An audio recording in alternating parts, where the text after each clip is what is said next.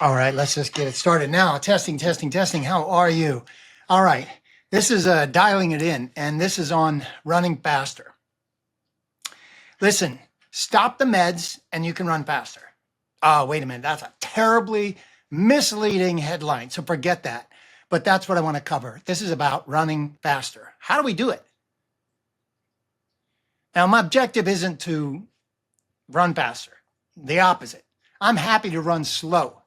Run long after 60 is all about either run long, right? I want to do ultras after 60.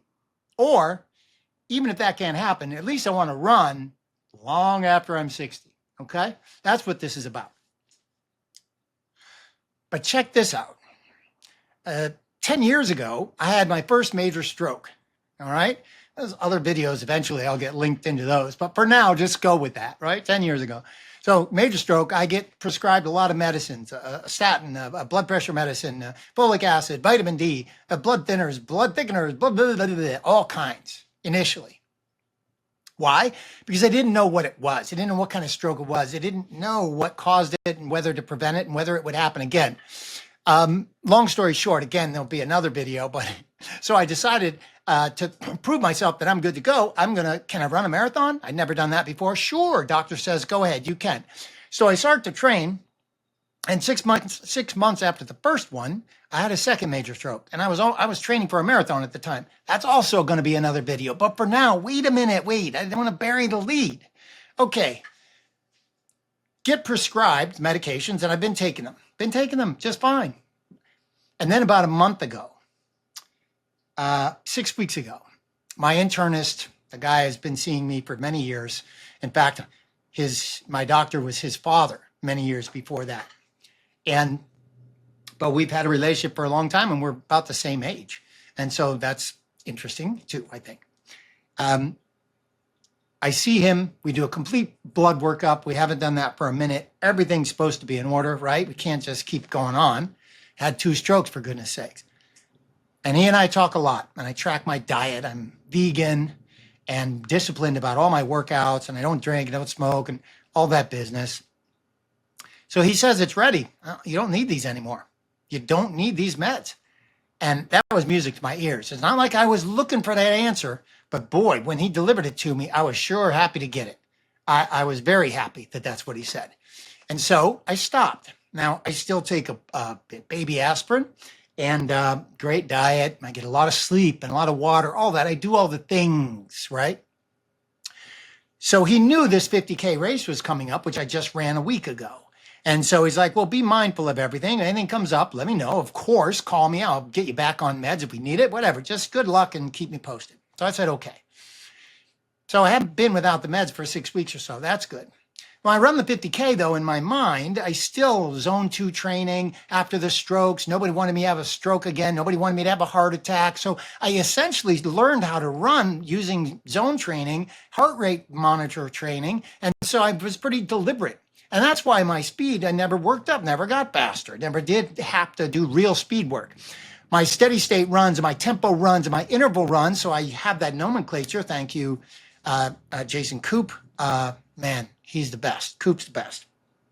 I don't know him personally, but his ultra marathon training guide is just the best. And every publication he touches is good. And I've learned a lot from him. And also, but second to Henry Howard, my running coach, I've learned so much from him. He's just watching him, a good human being. But neither of those guys had anything to do with my strokes or certainly my medications, right? So I do the 50K last week and it was fantastic. I mean, I never felt so good. I had properly trained. I had dialed in using Tailwind as a nutrition, and I love it. Tailwind is great. I think I'm going to be using it for quite some time now because it feels just right for my system. I used poles for the first time. It was great. I mean, my quads, nothing hurt, and I recovered perfectly afterwards. Everything was great. There's one little thing though, and here we are just a week later, right? It's Saturday, and I got to do a first little bit of running today. Not too many miles, but it was 6 miles. And I was given permission. Thank you, Coach Henry Howard. I was given permission, and thanks to my doctor, given permission. But I just realized the only reason I'm doing this right this minute is I had to give permission to me. And what was that permission? Go ahead, run faster. Now, man, that dramatic pause was so dramatic, even I got caught up by it, right? Like choked up a little bit. Could it really have been that simple? My friend and a colleague and collaborator for my first lawyer job, Pat Esquivel. Hey, Pat, how are you, man? He taught me how to run in Arizona in the hills. And a number of years ago, when I was trying to run faster, I called him up and he said, I know how to do it. You sit down, get out a pencil and I'll tell you. And I said, okay. I was sitting down. He said, Mark, if you want to run faster? Yeah, Pat, well, what do I do? And he said, well, if you want to run faster, you're going to have to run faster.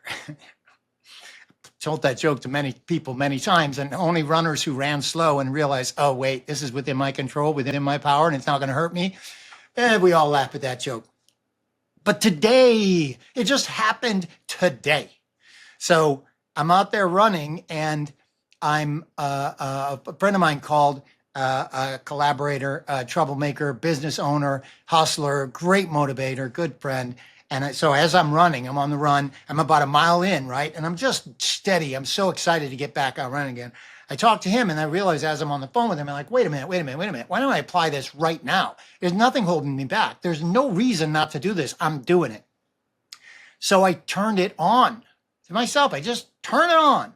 After I was on a mile and a half in, and I was going to run a total of 6. And I turned it on and I told myself, you got to run fast enough so that it hurts. It's got to be work. And you know what happened? Oh my goodness. It's not embarrassing, but good. Thank God I realized this. As I pushed harder, I realized I was like, oh yes, I'm working. This is hard work. It's a workout. Like what? Mark, what the flippity do, man? What have you been doing? But luckily, give myself some grace too. That's what happened. I gave myself permission. Nothing bad's going to happen, Mark. You're not waiting to stroke out again. It's nothing like that. It's not that I was ever cautious, but somehow I trained myself with great discipline and dramatic effect to be able to run steady, long, let my endurance pace go forever. In fact, when I ran the Sean O'Brien, the 50K, my heart rate monitor, it was the watch, I messed up my watch, but still my phone was connected to my heart rate monitor. And every so many miles, the heart rate monitor would go, heart rate 106, or heart rate 98, or heart rate 117. Oh, those are incredibly low numbers. Like my resting heart rate is like 56. I feel really good level of fitness. I'm good to go. But when I heard it, as I'm out on the hills, like I got my poles out and I feel like I'm just doing it, man. I feel great. I might be breathing hard sometimes, but why not? I'm going up an incline. That made sense to me. But my heart rate kept being so zone 1, so chilled out. I was like, what? Maybe my heart rate monitor is broken. Something's not right. And I realized that no. This body did exactly what I trained it to do. And this brain didn't get in the way of what the brain and the body trained to do for the 50K, for the Sean O'Brien.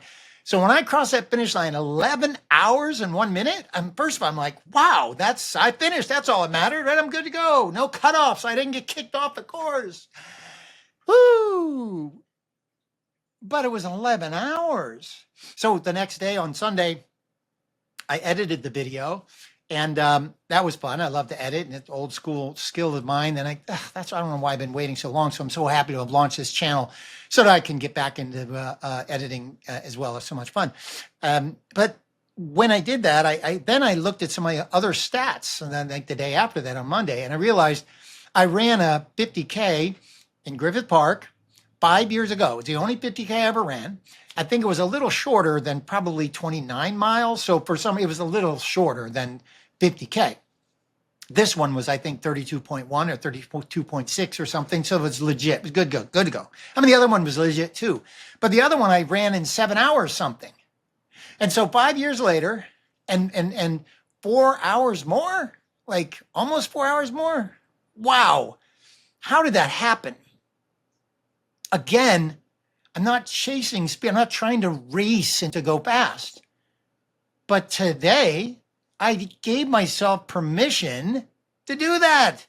And not just that. Once he took me off the meds, once I stopped living in the protocol of post-stroke treatment, right? And I'll respect the body, and I have a lot of stroke survivors and advocates, and I'm proud of them, and I love them, and a lot of good people. And I'm a very grateful human being.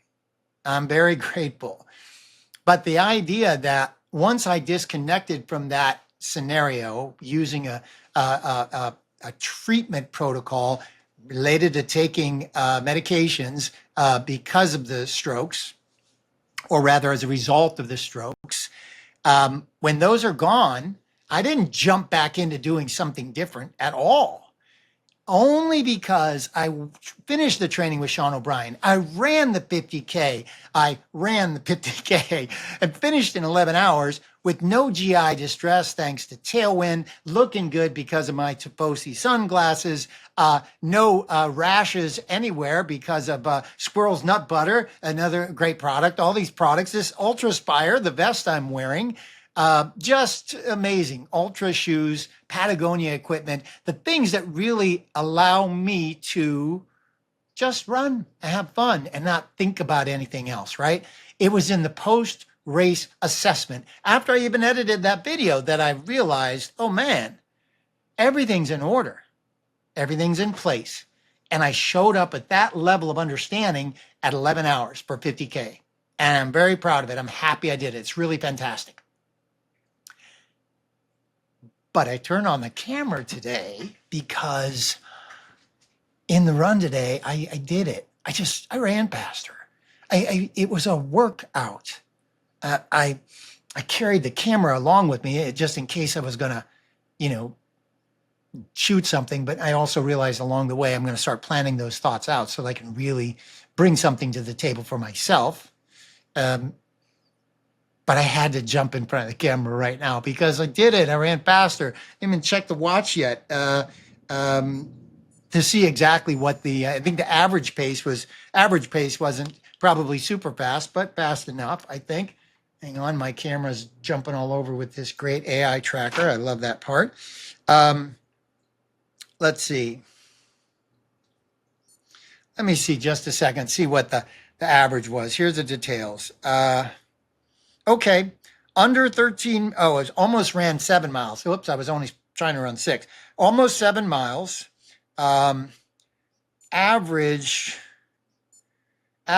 was just under 13-minute miles. Okay, let that sink in. I'm celebrating running faster, right? But the pace I'm celebrating with you right now is 13 minutes. So the reason it's so good is that it's faster. And I worked at it. And it was a great workout, right? So it's not about chasing a pace. It's never about chasing a pace. But that little bit of faster, that little bit of speed, I felt so good because I could tell I was working out. I was working. It was hard. And there's no longer a pursuit of survival. No longer taking those meds makes it so that this is not about survival. Let's get back into thriving mode, right? I'm getting back into thriving mode. Listen, grateful as hell. Glad you're here. Thank you for letting me share some of that. I'm sure there's more stories to come. But that's it for now. Just, 2 goals. Run long after 60. We're doing that right now. Or run long after 60. So I don't care how long you cover, how much distance you cover, or how fast you're going. Doesn't matter. We just got to keep moving, right? And that's what we're doing right here, right now. We're going to keep moving. Okay, till next time.